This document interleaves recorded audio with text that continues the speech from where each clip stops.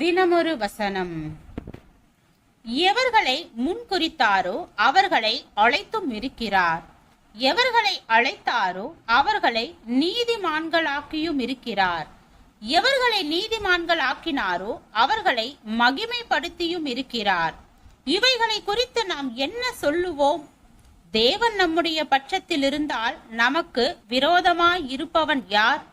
ரோமர் 8வது அதிகாரம் வசனம் 30-31. இஸ்ரவேலை ஆட்சி செய்ய தேவன் சவுலை தேர்வு செய்தார். ஆனால் அவனோ ராஜாவாக மனமின்றி ஓடி ஒளிந்து கொண்டிருந்தான். ஆனாலும் தேவன் தீர்மானித்தபடி அவனே ராஜாவானான். நினிவே மக்களை எச்சரிக்க தேவன் யோனாவை தேர்வு செய்தார். ஆனால் அவன் வழி விலகி தர்சீசுக்கு போனான். ஆயினும் அவனை தேவன் வழிமறித்து தாம் நினைத்தபடி நினிவேக்கு போக செய்தார். புதிய ஏற்பாட்டு சபையை கட்டுவதற்காக அழைக்கப்பட்டவன் பவுல்.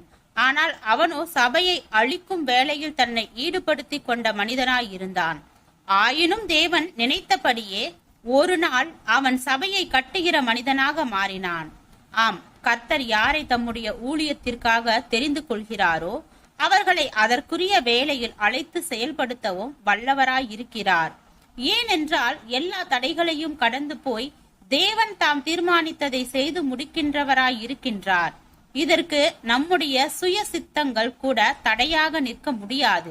கர்த்தர் ஊழியத்திற்கு அழைத்தால் போக தயார் என்ற முடிவோடு கர்த்தருக்கு பிரியமானதொரு வாழ்க்கையை செவ்வையாக வாழ பிரயாசப்படும் போது உரிய நேரத்தில் அவரது அழைப்பு நமக்கு வெளிப்படும்.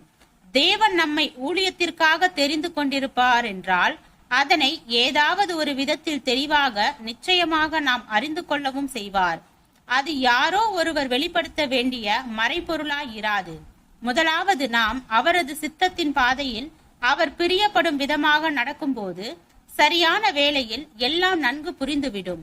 நாம் முழு நேரமும் கர்த்தருடைய பணியில் ஈடுபட அவர் நம்மை அழைத்திருக்கிறாரா என்பது கேள்விக்குறியாக தொடர முடியும். ஆனால் இப்போது நாம் எந்த பணியில் இருந்தாலும் கர்த்தருக்காக வாழ்வதற்கும் கர்த்தருடைய வழிகளில் நடப்பதற்கும் அழைக்கப்பட்டிருக்கின்றோம் என்பது தெளிவாக தெரிந்த விஷயம். தேவனுக்கு உகந்த ஒரு வாழ்க்கையை வாழ்வதே நம்முடைய வாழ்வில் பிரதான ஊழியம். அந்த ஊழிய அழைப்பை நிறைவேற்றி கொண்டிருக்கும் போது பிற ஊழியம் தொடர்பான விஷயங்கள் கர்த்தருடைய வேளையில் நிச்சயம் வெளிப்படும். ஜெபம். தேவனுக்கு ஸ்தோத்திரம். தேவனே, நாங்கள் எங்களுடைய வாழ்க்கையில் உம்முடைய சித்தத்தின்படியும் உம்முடைய வழிகாட்டுதலின்படியும் வாழ கிருபை பாராட்டும். ஆமீன்.